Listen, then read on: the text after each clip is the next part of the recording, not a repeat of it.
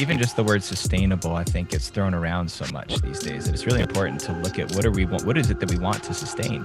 Because I agree with you. I think there's many pieces of our culture that I don't want to sustain right now.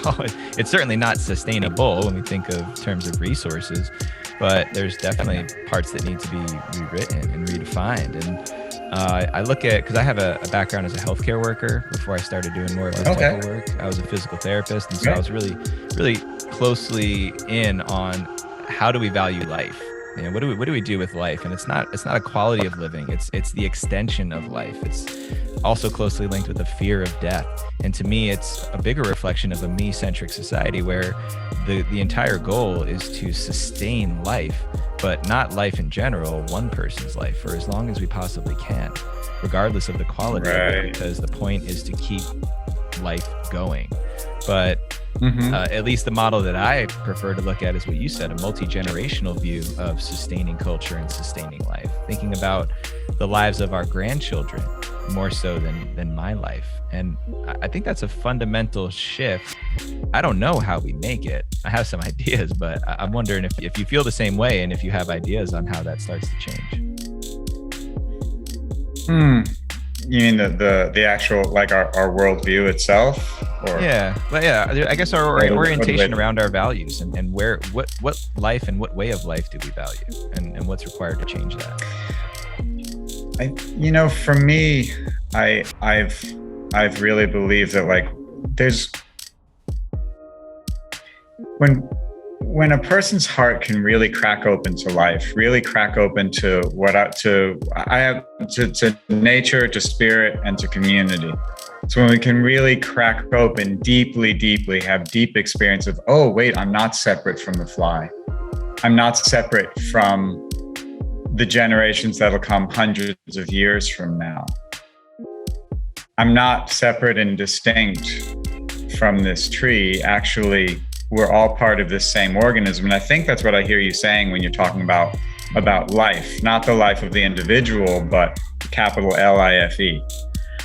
And how does that change? I used to think big. I used to think, some big scale, the new Messiah will come that'll anoint people, and then all the information will get out there. And I've stopped believing that we're waiting for any Messiah. I don't think we're waiting for a Messiah. I think we're waiting for ourselves. And so if I can touch in some way a person that helps them to remember their nature as nature,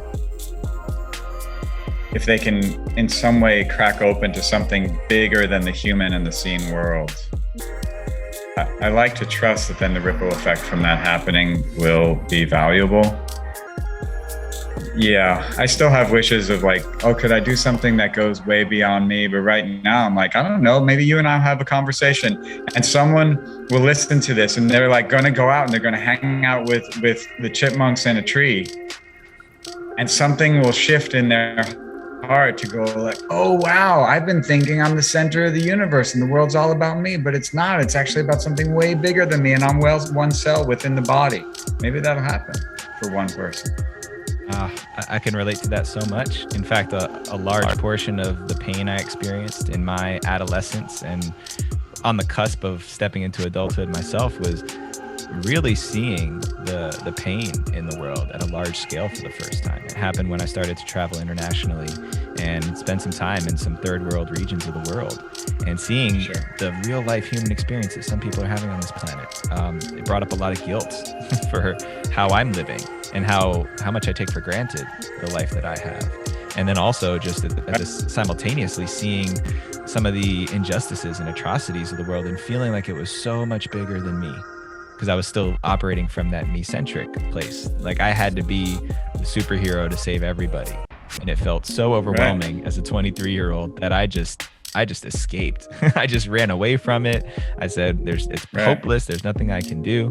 And it wasn't until I came into contact with the communities that were revolved around men's work and rites of passage that I started to see how I'm just a spoke of this large wheel, that it liberated me from all of the burden that I was carrying for myself. Well, most of it. I won't say all of it because it was still a process to work through. but it Sure. gave me a very clear portal in for how I can play my role. And so